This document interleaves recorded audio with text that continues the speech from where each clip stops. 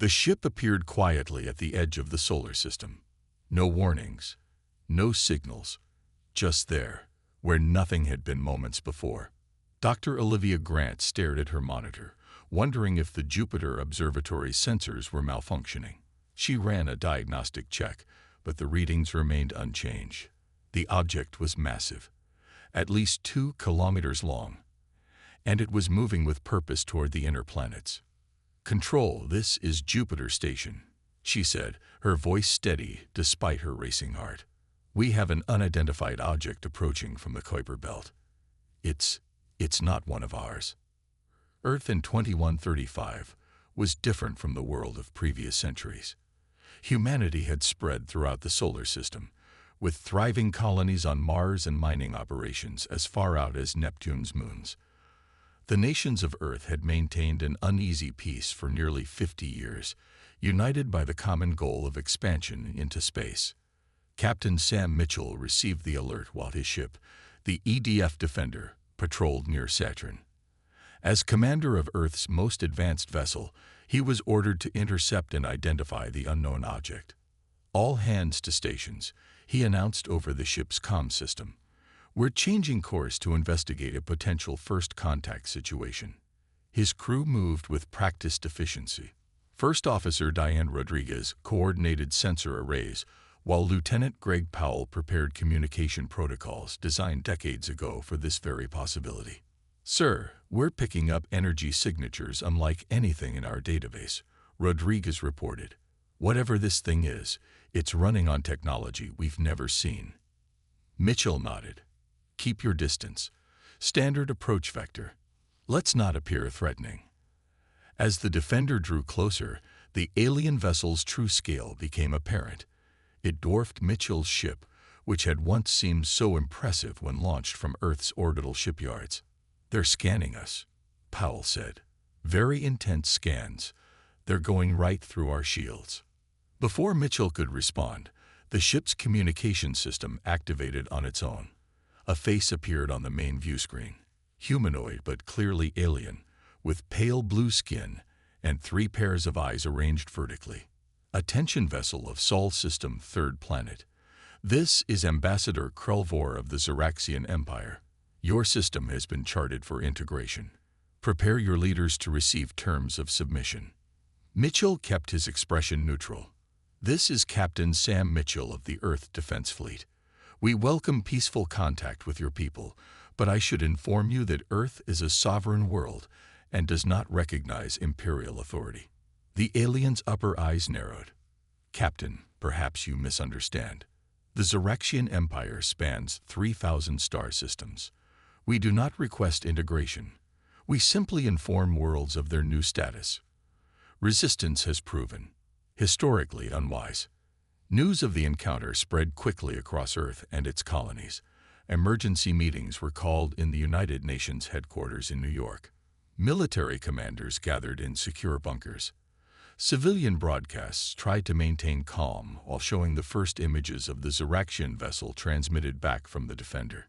In lunar orbit, Admiral Jack Hayes activated Earth's defense grid for the first time since its completion 15 years earlier.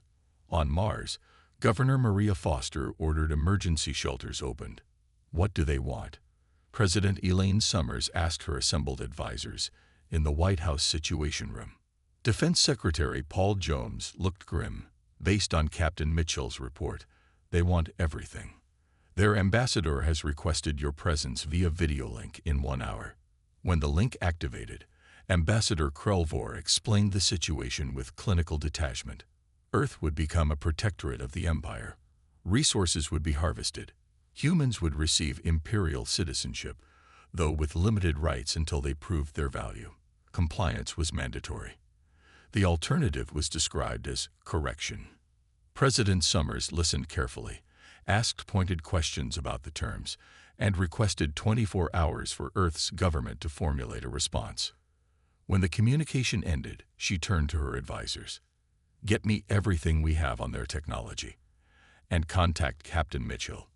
If these Zeraxians think Earth will simply roll over, they've come to the wrong planet." The United Nations Security Council chamber was packed with representatives from every nation. The tension in the air was thick enough to cut with a knife. President Elaine Summers stood at the podium, her gray hair pulled back in a neat bun, her expression resolute. "The Xeraxian Empire expects our answer," she said. "They believe we will surrender because we must. They think our civilization is too young, too divided, too weak to resist." Admiral Jack Hayes leaned toward General Maria Rodriguez and whispered, "She's not actually considering their terms, is she?" Rodriguez shook her head slightly. "Listen." President Summers continued, her voice growing stronger. 2 centuries ago, our ancestors fought against empires on Earth. They died for the right to govern themselves.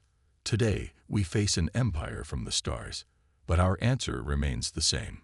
The chamber fell completely silent. Humanity will not bow. Earth is not for sale. We reject the terms offered by the Xeraxian Empire. For 3 seconds, nobody moved. Then the chamber erupted in applause and shouts of approval. Even representatives from nations with long-standing conflicts stood together, united by a common threat. Outside the UN building, crowds had gathered to watch on large screens. Similar scenes played out in cities across the globe, on Mars, and at the lunar colonies. Humanity had made its choice. Captain Sam Mitchell received the transmission while maintaining position near the Xeraxian vessel. His orders were clear: deliver Earth's response and return to the defense fleet assembling near Mars. "Ambassador Krelvor," Mitchell said when the alien's face appeared on his screen, "I bring the official response from Earth." "I trust your leaders have chosen wisely," Krelvor replied. Mitchell took a deep breath. "Earth has considered your terms and unanimously rejected them. We will not surrender our sovereignty to any empire, regardless of its size or power." The alien's 6 eyes blinked in sequence, a gesture Mitchell couldn't interpret. "This is unexpected. Few worlds refuse integration. It would be unfortunate if your people suffered unnecessarily." "Is that a threat, Ambassador?" "Merely an observation, Captain. The Empire never accepts rejection. We will return with more than a scout ship. You have 6 standard months to reconsider." The communication ended abruptly. Moments later, the massive Xeraxian vessel began moving away from the solar system, accelerating to impossible speeds. "Track them as long as possible," Mitchell ordered. "I want every bit of data we can get on their propulsion system." Back on Earth, preparation began immediately. Defense factories shifted to round-the-clock production. Military reserves were activated. Scientists worked frantically to understand the limited data gathered from the Xeraxian ship. In a laboratory beneath the Rocky Mountains, Dr. Nathan Rivera led a team analyzing the scanner readings. His assistant, Ben Foster, pointed to an anomaly in the data. "Look at these energy patterns," Foster said. "They're channeling power through some kind of crystal matrix." Rivera nodded excitedly. "And the field geometry. I think we could replicate something similar using modified quantum barrier technology." Across the solar system, humanity unified as never before. Ancient enemies became allies. Resources were pooled. Knowledge was shared freely. The Earth Defense Alliance was formed, with Admiral Hayes appointed as Supreme Commander. At the lunar shipyards, engineers Kate Willis and Alan Foster worked tirelessly on a revolutionary shield system based on theories developed from the Xeraxian scans. "If this works," Kate said, adjusting a component, "we might actually have a fighting chance." Alan wiped sweat from his forehead. "It has to work. We have 5 months and 23 days until they return." President Summers addressed the world weekly, keeping morale high while never hiding the truth. Earth was preparing for the first interstellar war in human history. Their enemy was vastly more advanced and experienced. But humans had one advantage the Xeraxians couldn't understand. They were fighting for their home. 6 months passed quickly. Earth changed more in that time than in the previous 50 years. The planet buzzed with activity as humanity prepared for war. At the Lunar Defense Facility, Kate Willis watched as workers installed the prototype shield generator on the EDF Vigilant. The ship was small compared to the Xeraxian vessel, but it represented humanity's best technology. "Will it work?" Admiral Hayes asked, coming to stand beside her. Kate tucked a strand of blonde hair behind her ear. "In theory, the energy matrix should disperse their weapons' fire by about 60%. Better than nothing." "Better than nothing," Hayes repeated. "That seems to be our motto these days." Across the solar system, preparations continued at a frantic pace. Mars' colony had been transformed into a fortress, with underground bunkers extending for miles beneath the red surface. The moons of Jupiter housed missile platforms and early warning systems. Even distant Pluto had a small listening post, ready to sound the alarm when the enemy returned. On Earth, civilian evacuation drills had become routine. Children knew exactly what to do when the sirens sounded. Underground shelters were stocked with supplies. Hospital staff trained for mass casualties. In Washington, D.C., President Summers met with her military advisors daily. The latest session had just ended, and only General Rodriguez remained in the room. "Tell me honestly, Maria," Summers said, looking tired. "Can we win this?" Rodriguez considered the question carefully. "Win? No. Survive? Maybe. The Ziraxians have conquered thousands of worlds. We've never fought beyond our own orbit. Then why do you seem hopeful?" "Because," Rodriguez said with a small smile, "those other worlds weren't Earth." In the deep underground labs beneath Geneva, Dr. Nathan Rivera made a breakthrough. His team had been studying the Ziraxian scan data for months, trying to understand their technology. He stared at his computer screen, hardly believing what he was seeing. "Ben," he called to his assistant, "look at this energy signature." Ben Foster hurried over. "Is that what I think it is?" "Yes. They're using some form of quantum field manipulation that's remarkably similar to our experimental phase cannon project. The one that was shelved 10 years ago for being too unstable." Rivera nodded, excitement in his eyes. "Get me all the files from Project Artemis. I think we can make it work now." Across the world, similar moments of inspiration and desperation drove innovation. Old ideas were revisited, failed projects were re-examined. Nothing was off the table when facing extinction. In orbit, Captain Sam Mitchell now commanded a fleet of 30 ships. Not nearly enough, but more than Earth had ever assembled before. "Status report," he ordered as his officers gathered on the bridge of the flagship Defender. Lieutenant Greg Powell spoke first. "Weapons at full capacity. Shield systems at 87% efficiency. All ships report ready." First Officer Diane Rodriguez added, "The Mars defenses are online. Lunar batteries standing by. Earth's atmospheric defense grid is operational." Mitchell nodded. "And the civilian evacuation?" "Proceeding according to plan. Priority groups are already in the deep shelters." Mitchell looked at the holographic display, showing their defensive positions. It seemed impressive until he remembered the size of the Ziraxian scout ship, and that had been just one vessel. "They'll be here soon," he said quietly. "We all know the odds. But remember what we're fighting for." As if on cue, the long-range sensors activated. A warning message flashed across every screen in the fleet. Multiple objects approaching from beyond Neptune's orbit, moving fast. Admiral Hayes' voice came through the communication system to all ships. "This is not a drill. All vessels to battle stations. May God be with us all." Throughout the solar system, humans looked toward the stars with determination and fear. The waiting was over. The Ziraxians had returned. The Ziraxian fleet emerged from the darkness beyond Neptune, hundreds of ships moving in perfect formation. The scout that had visited 6 months ago now seemed tiny compared to the massive vessels at the center of the Armada. Earth's early warning systems tracked their approach, counting down the hours until contact. Admiral Hayes stood in the command center on Luna, watching the holographic display. The enemy fleet appeared as red dots spreading across the solar system. Blue dots showed Earth's defenses, pitifully few in comparison. "Admiral," a young officer said, "we're receiving a transmission from the lead Ziraxian vessel." Hayes nodded. "Put it through."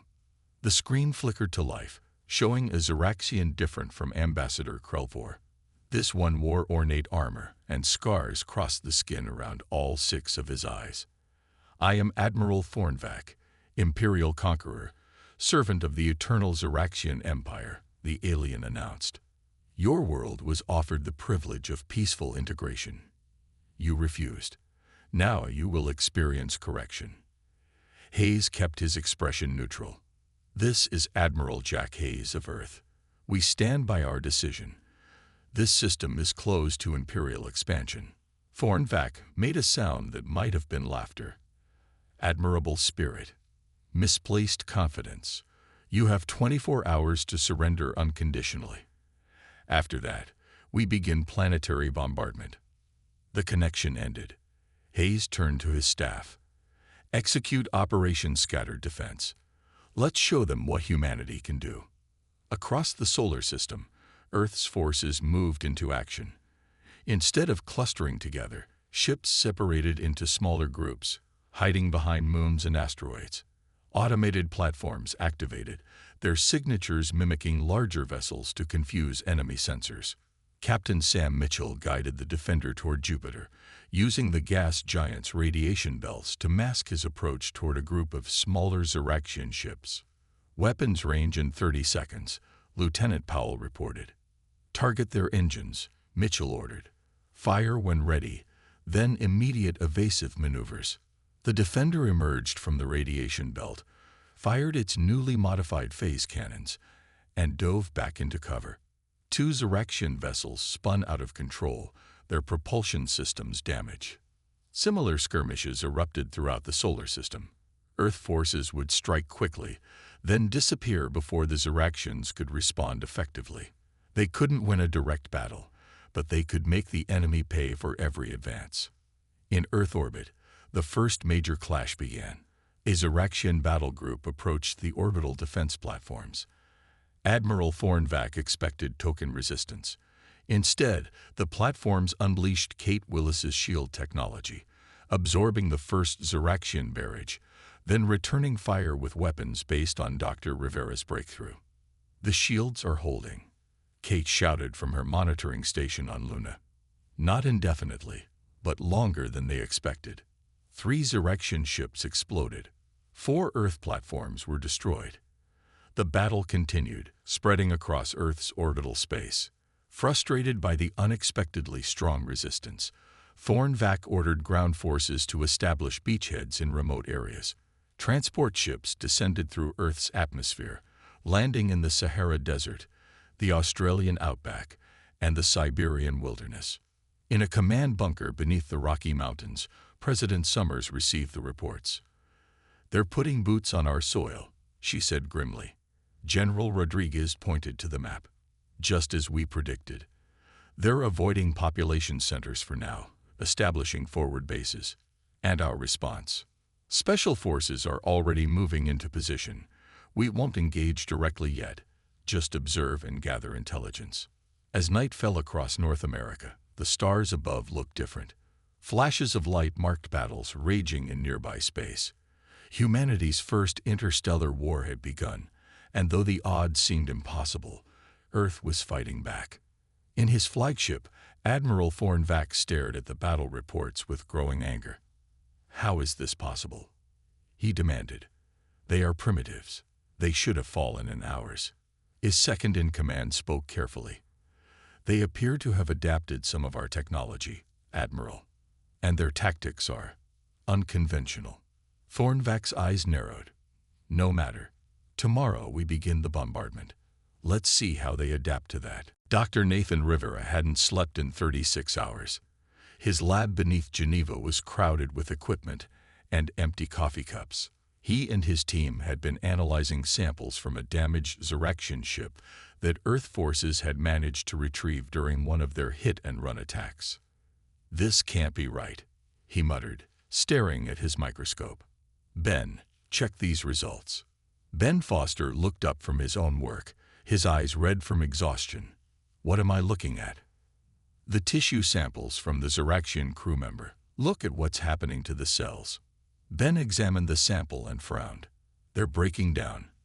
But why? We didn't do anything to them. Exactly, Rivera said, excitement building in his voice. They're reacting to something in our environment. Something common. After more tests, the truth became clear. A bacteria common on Earth, one that humans had evolved alongside for millennia, and was harmless to them, was deadly to Xeraxian biology. Their bodies had no defense against it. Get me a secure line to command, Rivera ordered. This changes everything. Major Lisa Chen received her orders while preparing her Special Forces team for reconnaissance near a Xeraxian landing site in the Australian outback. The new mission was simple but revolutionary. Deploy modified canisters of the bacteria near Xeraxian ground forces. We're not engaging directly, she told her team as they loaded the specially designed delivery systems. Just get close enough to release the bacteria into their environmental systems and withdraw. Under cover of darkness, Chen's team approached the alien encampment. The Xeraxians had constructed dome-like structures, presumably to create a comfortable atmosphere for their troops. This made Chen's job easier. The bacteria would spread quickly in an enclosed environment. Her team moved silently, placing devices at key ventilation points. No alarms sounded. No shots were fired. They disappeared into the night as efficiently as they had arrived. The effects weren't immediate, but within 12 hours, reports came in of Xeraxian ground forces experiencing severe illness. Similar operations near other landing sites produced the same results. The invaders found themselves fighting an enemy they couldn't see or shoot. In space, the battle continued to rage. Earth had lost nearly half its defense platforms and a third of its ships, but they were making the Xeraxians pay dearly for every advance. The shield technology developed by Kate Willis had proven more effective than anyone dared hope, allowing Earth vessels to survive hits that should have destroyed them. Admiral Hayes studied the tactical display, looking for an opportunity. The Xeraxian fleet had begun to cluster more tightly, trying to protect against Earth's hit-and-run tactics. This presented both a problem and an opportunity. There, he said, pointing to the enemy flagship. Admiral Thornvac is coordinating from that vessel. If we could disrupt their command structure. Sir, his tactical officer interrupted. That's in the heart of their fleet. We couldn't get near it. Not with a conventional approach, Hayes agreed. But what about using the asteroid mining ships? They're not military vessels, but they have powerful cutting lasers and thick hulls designed to withstand impacts. The plan came together quickly. Captain Mitchell would lead a diversionary attack with the remaining military vessels, drawing attention away from a group of converted mining ships approaching from the opposite direction, using the debris of destroyed vessels as cover. On board the lead mining ship, renamed Trojan for the mission, engineer Frank Rice checked the modified cutting lasers. These weren't designed for combat, he told his team, but they'll cut through hull plating just fine. As Mitchell's forces engaged the outer Xeraxian defenses in a furious battle, Trojan and 5 sister ships slipped through the chaos, powered down to minimal systems to avoid detection. They navigated through fields of debris, approaching the massive Xeraxian command ship from its least protected angle. All ships in position, Rise reported. Cutting lasers charge. Begin operation, Hayes ordered from Luna Command. The mining ships activated their powerful industrial lasers, designed to cut through asteroid rock, and began carving into the Xeraxian flagship's hull. Alarms blared throughout the enemy fleet, but by then it was too late. Earth forces had breached the command vessel. Chaos erupted aboard the Xeraxian flagship as Earth's mining ships cut through the hull. Emergency force fields activated too slowly, allowing several sections to decompress. Alarms blared throughout the massive vessel as troops rushed to defend against the unexpected breach. Admiral Thornvac roared orders from the command center. Seal all bulkheads. Redirect defensive forces to decks 30 through 40. How did they penetrate our fleet formation? His officers had no answers, only confusion as reports flooded in from multiple breach points. The mining ships had attached themselves like parasites to the flagship's hull, cutting entry points for Earth's Special Forces teams. Major Lisa Chen led the primary assault team, moving swiftly through the alien corridors. Her soldiers wore sealed environment suits, both for protection in decompressed areas and to prevent Xeraxian exposure to Earth bacteria. "Command center should be 2 levels up," she said through her comm system. "Team 2, secure the engine room. Team 3, find their data core." The Xeraxian defenders fought fiercely, but they were disoriented by the surprise attack and weakened by the spreading bacterial infection. Many wore breathing apparatus, a sign they had learned of their biological vulnerability, but the protection came too late for many. In orbit around Mars, Captain Mitchell watched the operation unfold through tactical updates. His fleet continued to engage the outer Xeraxian ships, preventing them from returning to defend their flagship. "Sir," Lieutenant Powell reported, "Major Chen's team has reached the command deck." Chen and her squad breached the massive doors of the Xeraxian command center after a brief but intense firefight. Inside, Admiral Thornvac stood surrounded by his officers, weapons drawn. "Surrender," Chen ordered, her rifle aimed at the Xeraxian commander. Thornvac's 6 eyes blinked in sequence. "The Empire does not surrender." "Then you'll die here," Chen replied. "But your crew doesn't have to. Stand down, and we'll allow medical treatment for those affected by our bacteria." For several tense seconds, no one moved. Then, surprisingly, the Xeraxian second-in-command lowered his weapon. "Admiral, the humans have shown unexpected resourcefulness. Perhaps negotiation is warranted." Thornvac's face contorted with rage, but looking at his failing ship systems and the determined human soldiers, he slowly placed his weapon on the floor. "I yield command, but the Empire will not forget this insult." News of the flagship's capture spread quickly. Throughout the solar system, Xeraxian ships began pulling back, retreating to defensive positions beyond Neptune's orbit. The immediate threat of planetary bombardment lifted as the remaining Imperial forces regrouped, clearly uncertain how to. 1 year had passed since the Xeraxian retreat. Earth had changed forever. The planet, once divided by borders and old conflicts, was now united in purpose.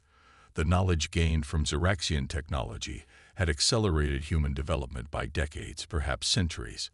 At the new shipyards orbiting Mars, the first truly human-designed, faster-than-light vessel prepared for its maiden voyage.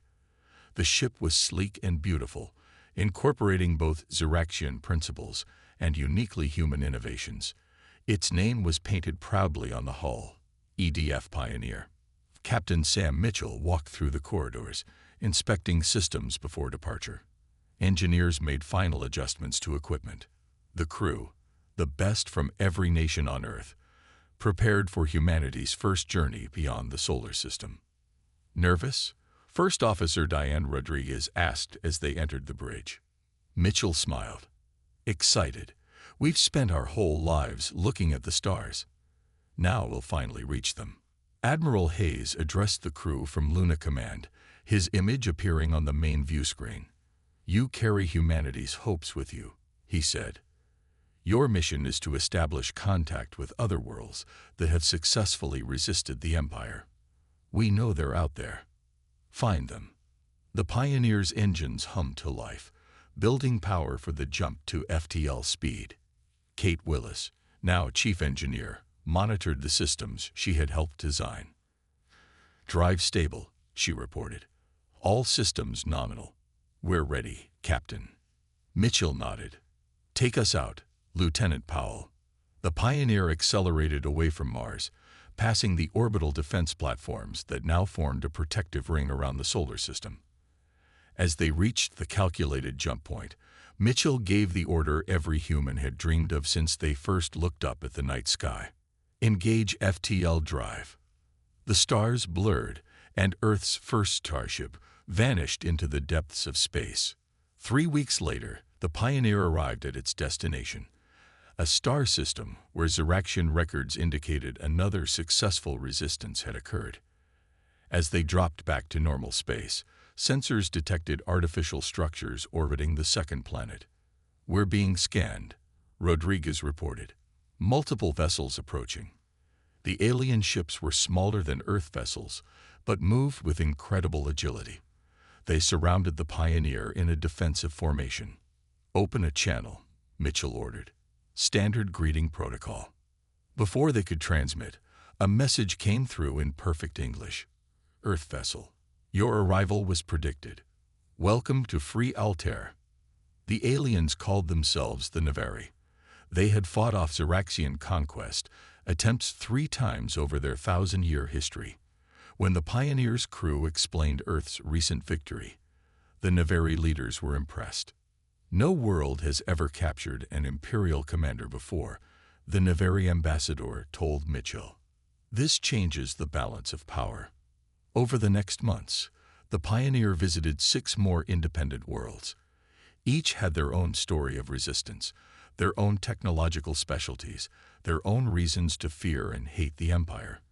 And each was eager to learn about Earth. Daniel Wright, Earth's first ambassador to the stars, traveled aboard the Pioneer. At each world, he extended the same offer: alliance against Imperial expansion, sharing of knowledge and resources, mutual defense. On the planet Lysithea, representatives from 12 independent worlds gathered for the first meeting of what would become the Alliance of Free Systems. Earth, the youngest member by far, was given a place of honor for its unprecedented victory. Ambassador Wright addressed the gathering. "We come from different worlds, with different histories and biologies, but we share one critical belief: that freedom is worth fighting for. Earth pledges its full support to this alliance." Back in the solar system, construction had begun on 10 more FTL ships. Dr. Rivera's team had developed new weapons based on combined Earth and alien technology. The lunar shipyards expanded to accommodate vessels twice the size of anything previously built. Admiral Hayes stood with President Summers, watching a holographic display of known space. Regions controlled by the Empire glowed red, while the smaller but growing territory of the Alliance appeared in blue. "The Xeraxians will return eventually," Hayes said. "Their empire can't allow our alliance to grow." Summers nodded. "Let them come. Earth declared itself closed to their empire once. Next time, we'll declare the stars themselves off-limits to tyranny." In deep space, the Pioneer continued its mission. Humanity had taken its first steps into a larger galaxy, not as conquerors like the Xeraxians, but as builders of something new. A community of free worlds, united by their determination to chart their own course among the stars.